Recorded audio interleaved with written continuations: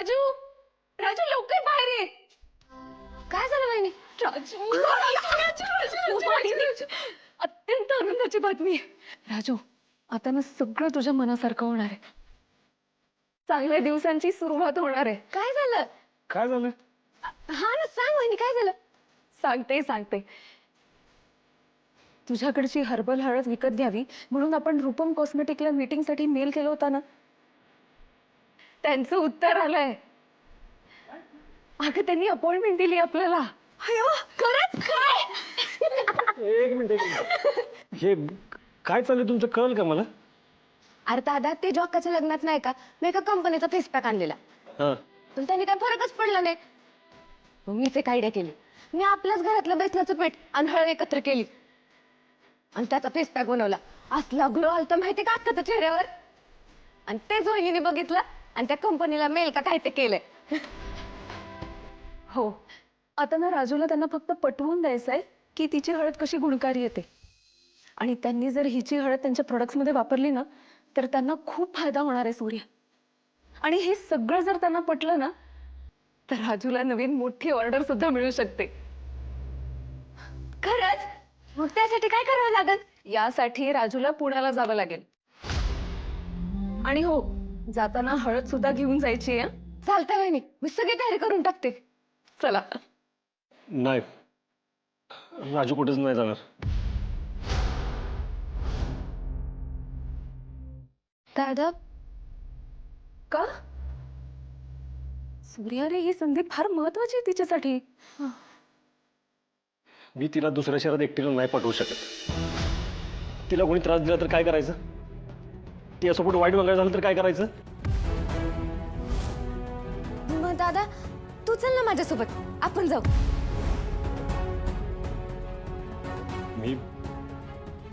मी आलो असतो, पण आता कसं सांगू तुला? मला पैशांची व्यवस्था करायची. मी जर पैसे उभे केले नाहीत ना तर हे घर आपल्याला कायमचं सोडायला लागेल. दादा बोल की, आपण जाऊया, चल. मी जाईन. सूर्य, माझं अख्खं शिक्षण पुण्यात झालेलं आहे, त्यामुळे मला तिकडचं सगळं माहिती आहे. हा, मी सतत तिच्या सोबत राहीन, मग तर झालं. सूर्या, राजूच्या हातनं ही संधी जाता कामा नये. ही संधी जर तिला मिळाली ना तर तिचं आयुष्य बदलेल रे. हा दादा, आम्ही तिघी जातो, तेवढीच राजू ताईला मदत होईल. दादा जाऊ दे ना.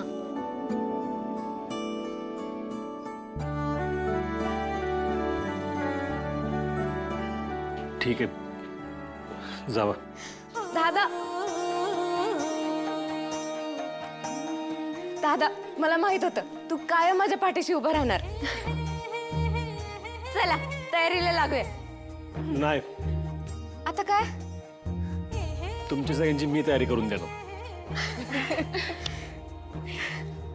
चला.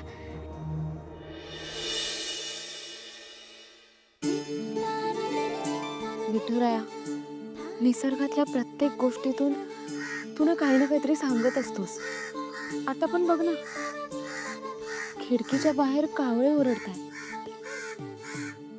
गावाकडे आई म्हणायची की असे कावळे ओरडायला लागले ना की एकतर आपल्या घरी पाहुणे येणार असतात किंवा जुने मित्र तरी भेटायला येतात. हे बघ विठ्ठला, जे काही व्हायचंय ना ते सगळ्यांचं सगळं चांगलंच होऊ दे. तूच करता, तूच करविता. तुझं लक्ष सगळ्यांवर राहू दे. असत्यावर सत्याचा विजय होऊ दे.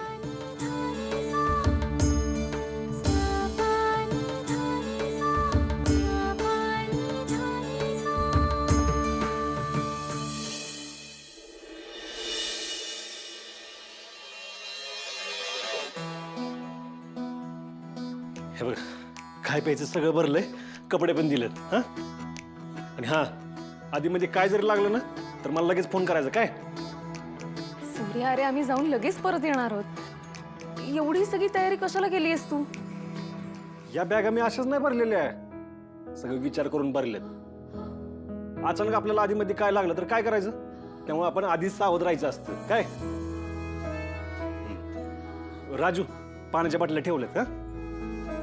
भागे तिकडे ऊन असणार लई, त्यामुळे तुम्हाला तिघींच्या डोक्यावर बांधायला मी सगळं ठेवलं याच्यात. हा आणि हो, किरकोळ औषधं पण ठेवलं, लागली बिली तर असावे आपल्याकडे. काय तू जा, लई उन्हाळा आहे. आधी मध्ये तुम्हाला ताक लिंबू पाणी दिसलं ना तर पीत जावा. हा आणि हा, रस्ता ओलांडताना एकमेकाचा हात अजिबात सोडायचा नाही, कळलं? आणि हो, ज्या व्यक्तीची आपली ओळख नाही ना त्याच्याशी अजिबात बोलायचं नाही. काय झालं सर? राजू ये, देवाचं दर्शन घे तर. देवे, राजू ज्या कामासाठी निघाले ना ते काम पूर्ण होते. तिच्या पाठीशी कायम उभं राहा. हं?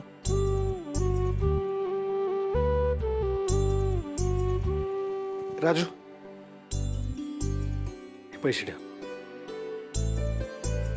आणि हे बघ, हे ना देवापाशी ठेव. हं? म्हणजे देव तुझ्या सोबत असेल. काय ठेव, दर्शन घे.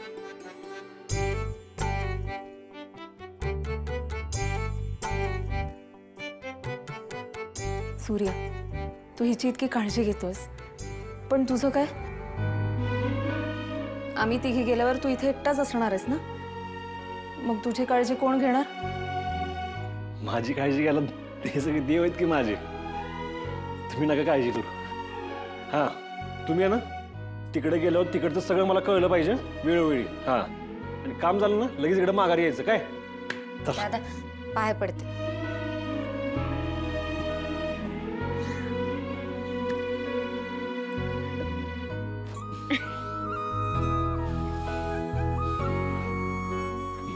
चल. दादा आता तू कुठं निघाला? कुठं म्हणजे? अरे तुम्हाला एसटीत बसवायला. काय तुम्ही चुकून चुकीच्या एसटीत बसला आणि गाडी दुसरीकडेच गेली तर काय करायचं? झालं दात काढून. चला, उशीर होते. चला. मार्ग सापडत नाही म्हणजे काय? एक मिनिट, माझं एक क्वालिटी चेकचं डिपार्टमेंट काय करतंय? हा, इंटरनल एक्सटर्नल दोन्ही चेक करतो ना आपण. मग नाही मी ऐक ना, माझं ऐक. आपल्या प्रोडक्शन थ्रू ना काहीही चूक नाही आहे. रॉ मटेरियलमध्ये चूक आहे. मी सांगतो, आपल्या प्रोडक्शन नाही कारण आपण बाहेरून माल घेतो ना, ते भेसळ करतायत. आय डोंट नो कोण करतायत, पण मग जुने असले तर मला माहिती आहे जुने वेंडर्स आहेत, त्यांच्याकडून चूक नाही होऊ शकत. कुणाचं काय डोकं फिरेल ना, काही सांगता येत नाही, कधी फिरू शकतो. ठीक आहे दादा, आपण सप्लायर बदलूयात. ते जुने सगळे जे वेंडर्स आहेत ना, आपण काढून टाकू त्यांना. शारंग, असं आयत्या वेळी कोणी येणार नाही. मी बोललोय, 2 सप्लायर्स येणार जात. आज त्यांची मीटिंग आहे, आई पण येणार आहे, आपण मीटिंग करूया. हा हा दादा, हा हा ये तू जरा. हा ये आलो ना, आलो. अरे माझं काय घरचं सरत नाही म्हणून तुम्हाला पोचतो काय? काम कोण करणार? अहो डॅडी, अहो सगळीकडे हुडकलं आम्ही त्या सूर्याच्या आईला. अहो सगळं गाव, माल, शेत, डोंगर, अहो सगळीकडे हुडकलं आम्ही. डॅडी, आम्ही सगळ्यांना विचारलं, फोटो पण दाखवला, कोणालाच माहित नाही.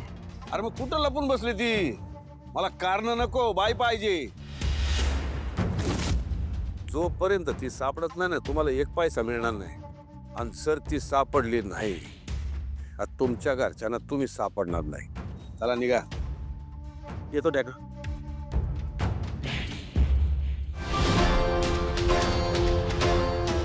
याच्यावर लिंगोबा कसा दिसतो आणि तो कुठं ठेवलाय त्याचं चित्र काढ. घे आता कसे.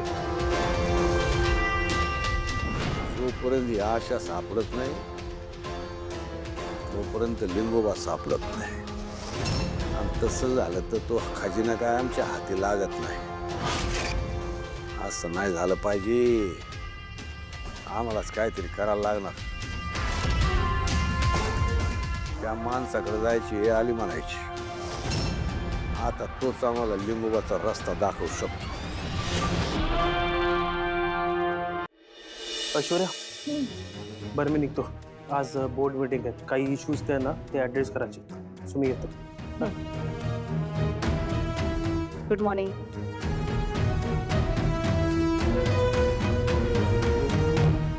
काय गय, काल त्या सखदेवला पाडल्यावर तू सगळा ब्लेम माझ्यावर का टाकलास? हो,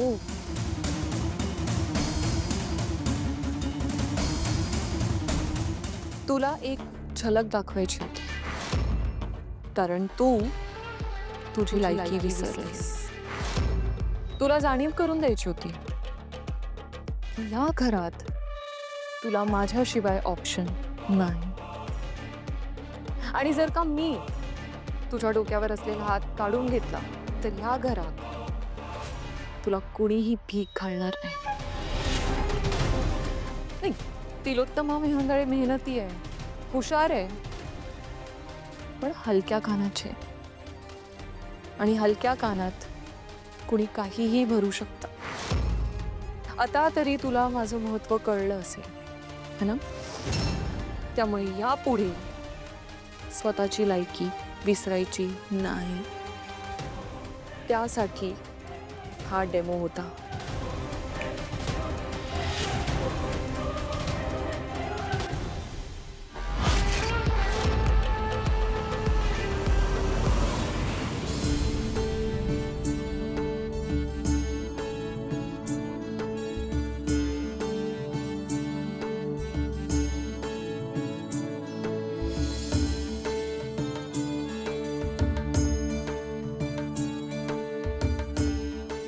वहिनी, हा डबा इकडे काय करतोय? सारंग सरांचा हो करेक्ट आहे. मला कुठे गेला नाही का? कुठे? सकाळी बोलला होता मला की मी फिरायला जाणार आहे मस्तपैकी. म्हणजे गंमत नका करून, नीट काय ते सांगा तू. मी सांगतो. सोप्या शब्दात सांगायचं झालं तर सारंग दादाने नाश्ता केला, त्यानंतर त्याला काहीतरी इम्पॉर्टंट मीटिंग याचं कळलं, मग सगळेच्या सगळे ऑफिसला निघून गेले. बिचारा फिरायला जाणार होता, आता बस एकटाच. मग आता या डब्याचं काय करायचं? सावली, झाला का डब्बा? सावली, काय झालंय? सकाळ सकाळी कसलं टेन्शन घेऊन बसली आहेस? सोहम, बबलू, तुम्ही काय बोललात का हिला? नाही बहिणी, सारंग सर डबा न घेताच निघून गेले. अच्छा, असं आहे का? सावली, तू एक काम कर, हा डब्बा घे आणि तू स्वतः जा त्याच्या ऑफिसला. मी ऑफिसला? बहिणी, तिथे सगळे असतील, तिलोत्तमा मॅडम पण असतील. सावली, मला एक सांग, तू डब्बा घेऊन नाही गेलीस आणि सारा अख्खा दिवस उपाशी राहिला तर तुला ते चालणार आहे का? नाही.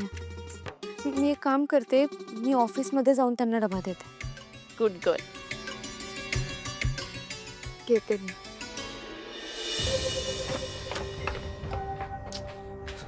मधल्या रस्त्यानं माघार यायला लागला तेव्हा लवकर पोचत असते, त्याच वेळी नेमका उशीर होत. कुठं ठेवलंय?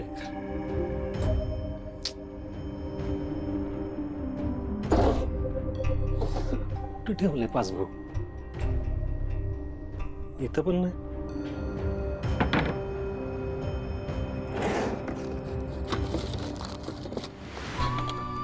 राजू, का माझं पासबुक कुठे ठेवलंय?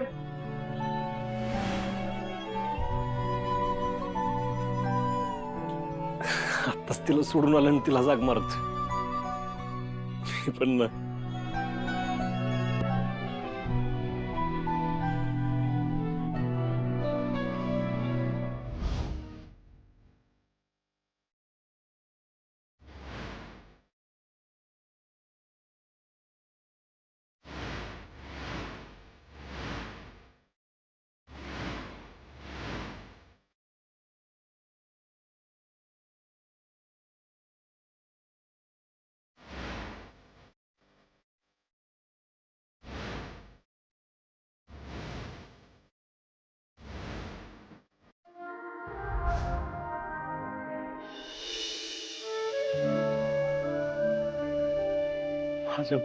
माझ्या पोटाला धरून चालणारी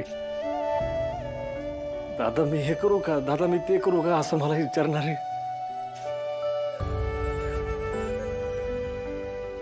दादा.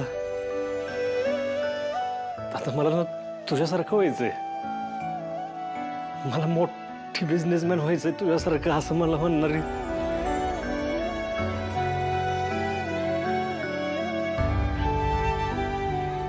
एक एक रुपये त्या गल्ल्यात टाकून घर खर्चासाठी पैसे जोडणारे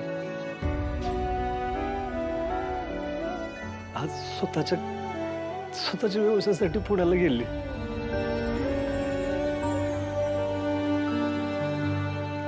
कधी राजू मोठी झाली कळलंच नाही. कधी दिवस जातात आणि आपण मोठं होतो कळतच नाही आपल्याला.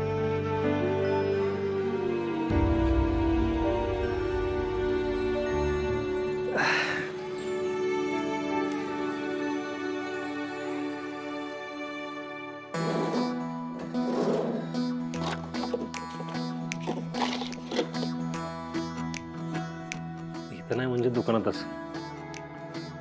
हा, दुकानात जातून तिथनं बँकेत जातो.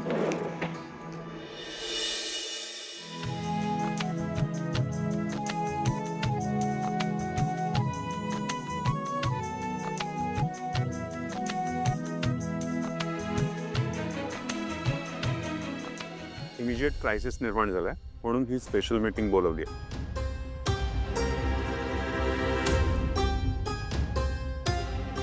नील, सो आपल्या कंपनीच्या हिस्ट्रीमध्ये कस्टमरकडून आपल्या प्रोडक्टबद्दल इतक्या कंप्लेंट्स कधीच नाही आल्या जितक्या आता आल्यात. त्यातले काही कस्टमर कन्झ्युमर फोरम म्हणजेच ग्राहक मंचापर्यंत जाऊन पोचलेत. काही लॉयल कस्टमर आहेत त्यांचे आपल्या विशेष प्रोडक्टबद्दल खूप कंप्लेंट्स येतात and this is very serious. आणि महत्वाचं म्हणजे ते अनेक वर्ष आपले कस्टमर्स आहेत.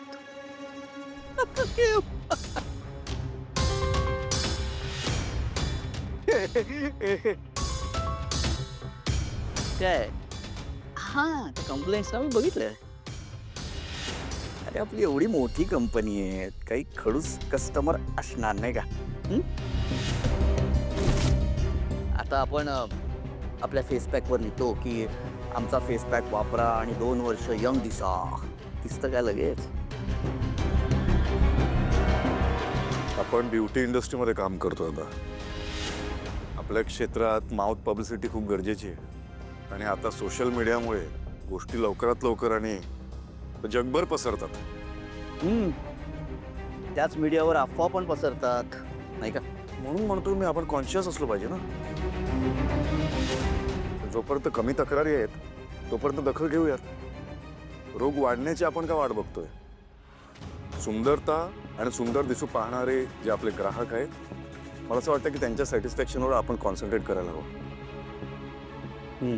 सर मॅडम आलेत. सावले मॅडम. तू सौंदर्याबद्दल, रूपाबद्दल, रंगाबद्दल प्रोफेशनल लाईफमध्ये खूप चोखंद आहेस. पर्सनल लाईफमध्ये थोडासा गंजला असं सारं. राजकुमार, काय आपण बोर्ड मीटिंग मध्ये आहोत, घरात बसलो नाही आहोत आपण. त्यांना सांगा थांबायला. बर. शिपायाच्या समोर तू मला ओरडलास. सॉरी. सॉरी काय?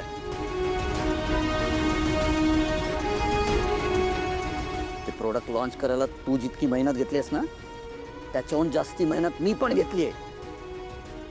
तुला वाटतं ना माझं प्रॉडक्ट फ्लॉप आहे, चांगलं नाही आहे? आपण एक काम करूया ना, आपण एका मुलीवर कशाला, दुसऱ्या तिसऱ्या मुलीवर कशाला, सावलीवर मी ते अप्लाय करतो. 2 महिन्यात पूर्ण चेंज. मी चॅलेंज घेतो. तिला कशामध्ये आणतोयस दादा? का नाही बोलणार? मी बोलणार.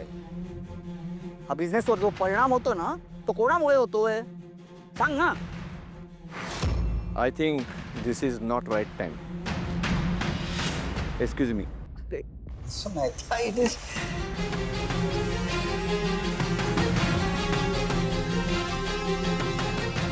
दादा, घरातल्या गोष्टी तू बोर्ड मीटिंग मध्ये का बोलतोस? मी बोलणार. जे खरं आहे ना ते मी बोलणार, कारण त्याचे परिणाम दिसत आहेत आपल्याला म्हणून बोलणार मी. मग एकाच गोष्टीवर का परिणाम होतोय? बाकीचे प्रॉडक्ट्स आहेत, बाकीच्या साईट्स आहेत, या एकाच फेस पॅकवर का होतोय? अच्छा, म्हणजे सगळी चूक माझी असं म्हणायचं तुला? मला असं म्हणायचं नव्हतं. नाही, तू तसंच बोलतोयस. सगळ्यांच्या समोर तुला दाखवून द्यायचंय की मी कसा कमी आहे या बिझनेस सांभाळण्यामध्ये. कळतंय मला सगळं. आणि सारंग, ज्या मुलीची तू बाजू घेतोस ना मला माहिती आहे त्या मुली कशा असतात, या भोळ्या भाबड्या दिसतात पण या गोल्ड डिगर असतात. तुझ्यासारख्या एका श्रीमंत मुलाला फसवायचं, मग त्याला लुबाडायचं, हाच यांचा धंदा आहे. Rajkumar please stop it. This is not the right time and place. नाही आई, तुला बोलायचं नसेल पण मी बोलणार. हे नॉन प्रॉफिटेबिलिटीचं खापर आहे ना, ते माझ्या माती फोडलं जात आहे, म्हणून मी बोलणार आहे. सारंग, एक मोठा भाऊ म्हणून तुला सल्ला देतो, ज्या मुलीची बाजू घेतोस ना तिच्यापासून अलर्ट राहावा.